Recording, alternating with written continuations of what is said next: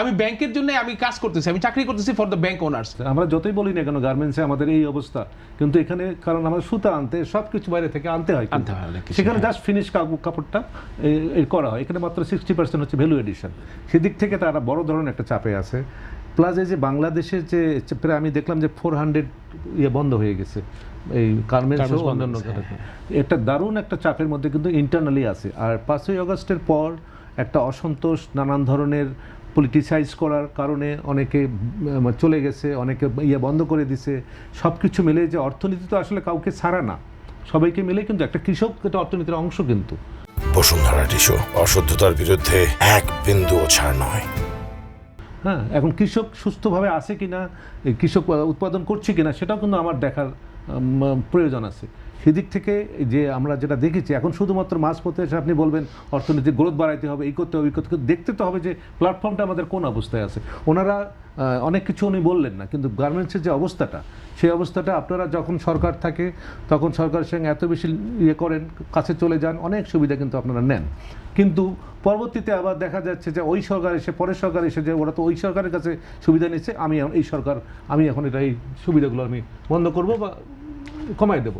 এই যে একটা সমস্যা নিচে যেটা বলছেন, কিন্তু যে নীতির যদি ধারাবাহিকতা না থাকে তাহলে কিন্তু সম্ভব না।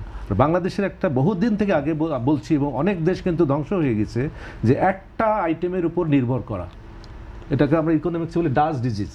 হ্যাঁ, এইটা কিন্তু আমরা দীর্ঘদিন থেকে বলেছি যে আরএমজি যেহেতু ইউরোপ এবং আমেরিকা বেসড, এখানে যে কোনো সময় কোনো ধরনের হতে পারে, সে কারণে আমাদের অন্যান্য দিকেও আমাদের বাড়াতে হবে। এখন আমার 80% প্লাস আমার আসে হলো গার্মেন্টস থেকে। এই জায়গাটা কিন্তু এখনও ভালনারেবল, কারণ আমরা এত বেশি ডিপেন্ডেন্ট হয়ে পড়ছি গার্মেন্টসের উপরে। সেই ডিপেন্ডেন্সির জায়গা থেকে আমাদেরকে সরে আসতে হবে। ওইটাকে কমায় বলছি না, সরে আসতে হবে আমাদের।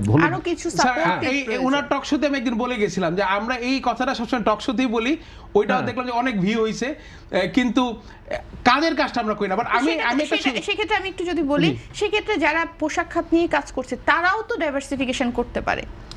দেখেন, আমি ডাইভার্সিফিকেশন করব, আমি করতে চাই। আপনি আমাকে নতুন গ্যাস লাইন দিবেন? আপনি বিনিয়োগ করার মতো বাংলাদেশে কোনো ক্যাপিটাল মার্কেট আছে? আপনি আমাকে বলবেন যে ব্যাংক থেকে নিতে 14% ইন্টারেস্ট নিয়ে আমি গ্লোবাল কম্পিটিশন করতে পারবো?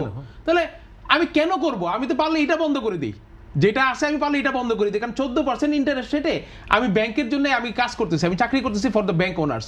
তা আমার তো এই চাকরি করার দরকার নাই, আমি তাতে রিল্যাক্স মোডে চলে যেতে পারি, আমি রিটায়ার্ড লাইফ লিড করতে পারি। সো এখন 14% ইন্টারেস্ট দিব, আমি একটা ইন্ডাস্ট্রি করব, ইন্ডাস্ট্রি যখন চালু হবে, আমার ফ্যাক্টরি, আমার মেশিন বসে গেছে, ফ্যাক্টরি চালু হবে না, কেন? আমাকে গ্যাস লাইন দেওয়া হবে না। তাহলে আপনি তো বিনিয়োগ চাচ্ছেন না। এবং তবে এবার বাজেটে আমি যে পয়েন্টটা এর আগে আপনার টকশোতে বলেছিলাম, এবার বাজেটে সেটা সমাধান হচ্ছে, কিন্তু তারপরেও নতুন বিনিয়োগ আসবে না। কারণ বিনিয়োগ আসবে না কেন? কারণ আপনার বিনিয়োগ বান্ধব পরিস্থিতি সৃষ্টি করার জন্যে আপনার বন্ড, ট্যাক্স, এগুলো একটা যেমন ফ্যাক্টর, তার সাথে কিন্তু ইউটিলিটিস একটা ফ্যাক্টর, হ্যাঁ, আপনার স্কিল লেবার একটা ফ্যাক্টর, ওগুলো তো আমাদের এখানে এখনো সাপ্লাই চেইনে গড়ে ওঠে নাই।